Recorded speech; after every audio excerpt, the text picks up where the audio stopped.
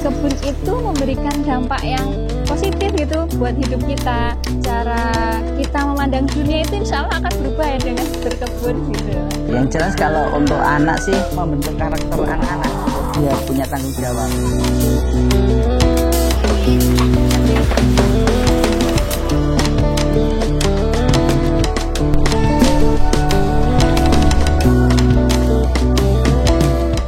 Assalamualaikum warahmatullahi wabarakatuh.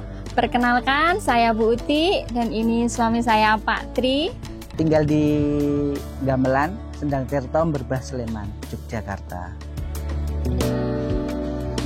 Kalau awalnya sih kebun ini tuh tercipta dari kita melihat area depan itu ya, banyak semak belukar, rumput tinggi-tinggi, pokoknya daerahnya tuh kayak banyak ularnya gitu. Terus Pak Tri itu takut kalau ularnya pada masuk ke sana. Bukti kan takut sama ular gitu. Jadi Pak Tri berinisiatif, ya udah ini kita sewa aja, kita bersihkan. Kan ada bekas kolam juga. Jadi dirapikan sama Pak Tri, dibikin gazebo, terus terlihat rapi. Terus Pak Tri bilang, gimana kalau kita pelihara ayam? Ya saya kan nggak setuju ya, karena stigma pelihara ayam kan kotor, bau ya. gitu. Tapi kan Pak Tri ini memang orangnya mainnya halus gitu ya. Jadi dia cari desain kandang ayam yang bagus gitu. Terus dibuatkan yang estetis lah pokoknya. Terus dia belinya juga ayam yang siap untuk bertelur. Jadi Bu Uti itu langsung bisa merasakan, oh ternyata pelihara ayam bisa konsumsi telur sendiri, nggak perlu beli gitu. Dan rasanya tuh beda gitu ya, telur beli sama telur pelihara sendiri. Gitu awalnya ya Pak Tri ya. Gitu. Terus karena kita melihat ada sawah, gimana kalau kita sewa sekalian, kita buat nandur sayuran gitu loh Mas. Barangkali nanti memang untuk kebutuhan keluarga itu kita udah nggak usah beli. Terus waktu itu sambil belajar di YouTube sebetulnya, kita banyakkan lihat di YouTube sebetulnya. Yang penting kita coba mulai dulu. Ya awal-awal banyak yang stunting, nggak hidup, kayak gitu udah biasa gitu. Cuman berjalannya waktu ketika kita berkebun memang banyak hal yang kita merasakan manfaatnya.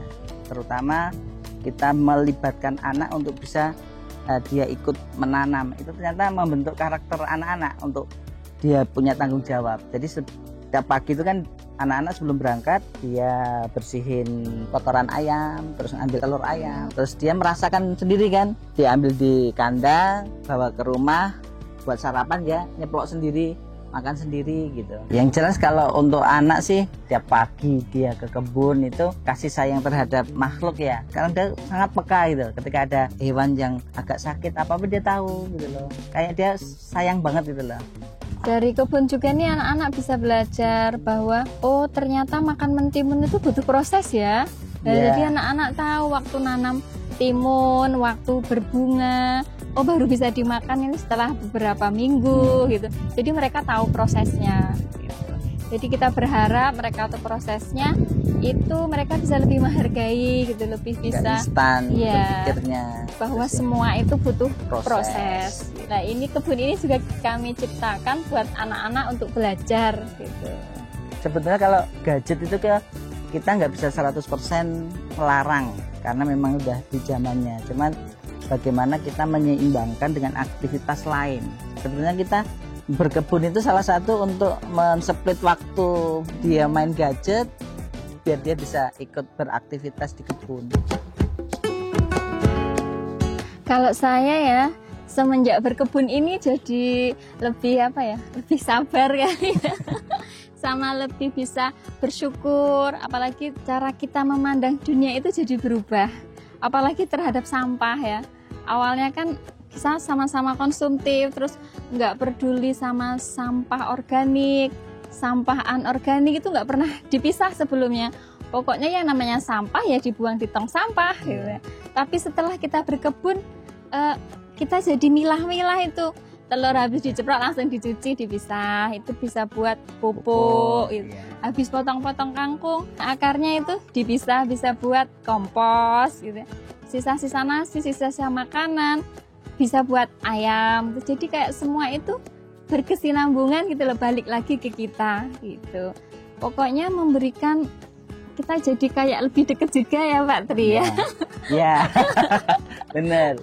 Jadi karena kita punya kebun, punya tanggung jawab ke hari ke kebun kan, kebersamaan sama istri ya, itu lebih akrab. Kalau dulu habis antar sekolah, biasanya kita ngopi sampai siang jam 12 baru pulang.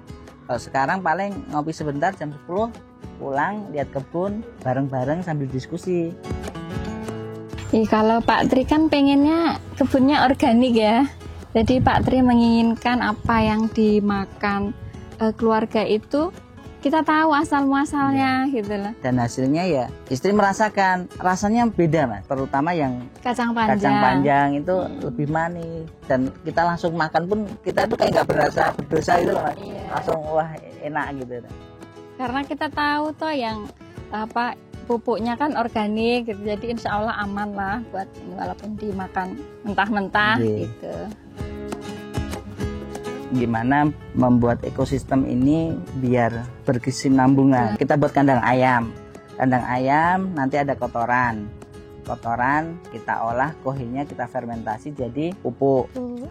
Terus selain itu kita juga nanam azolla dan lemna. Itu kan memang tujuannya bahwa itu bisa buat makan ikan, makanya kita tanam. Untuk peletnya kita sedikit, paling banyak kita memanfaatkan lemna yang kita tanam atau azolla yang kita tanam. Harapannya memang integrated farming gitu ya, walaupun sekarang belum sempurna. Soalnya kan kita masih ada PR buat kandang maggot yang belum. Terus untuk casting juga kita belum jadi karena kan kita juga baru 3 bulanan ya Mi ya. Kalau yang ditanam ini palawija ya Pak Tri ya? Pertama kangkung sama bayam, yang mana dia tumbuhnya cepat dan kebutuhan hariannya juga cepat ya Mi ya. Terus kemudian ada tomat, terong, terus kacang panjang, pare. Terus ada kenikir buat lalapan, kemudian ada bunga-bungaan buat keindahan. Terus kita nanam cabai, kemudian apa itu indigo vera untuk makanan kambing sama ternak yang lain. Sebenarnya kalau kandang itu kan kita sudah punya satu ya, yang pertama itu inspirasinya dari Pinterest. Di Pinterest kan kok bagus, konsepnya sebetulnya sih dia kan ada naungan, ada umbaran. Jadi dari ayam untuk bisa ngeker-ngeker, kemudian dia dapat sinar matahari itu dia terpenuhi. Terus karena kemarin telurnya kurang karena cuma melihara 4, kita nambah yang gede untuk kandang ini. Terus konsepnya ya sama, ada umbarannya untuk meneduh, ada kemudian ada umbaran di luar. Jadi ayam-ayam itu bisa keluar. Jadi kalau pagi kita keluarkan, dia bahasanya Jawa sobo kemana-mana, tapi masih dalam area kebun biar dia bahagia gitu. Karena kita percaya ya Pak Tri ya, kalau ayamnya bahagia itu telur yang dihasilkan lebih berkualitas gitu, lebih enak gitu. Iya, jadi produktivitas ayam Elba ini kan tinggi ya, dari 80% gitu. Jadi kalau di sini 16 ekor tuh sehari ya bisa dapat 12 ya. 13 gitu. Jadi manfaatnya tuh langsung bisa kita rasakan gitu. Kemudian bertanam itu bukan hanya buah yang kita dapatkan. Buah fisik ya Pak Tri? Iya. Tapi juga buah yang tidak tampak di mata. Yaitu apa? Dapat buah kesabaran ya. Buah kesabaran kan efeknya luar biasa untuk anak-anak kita.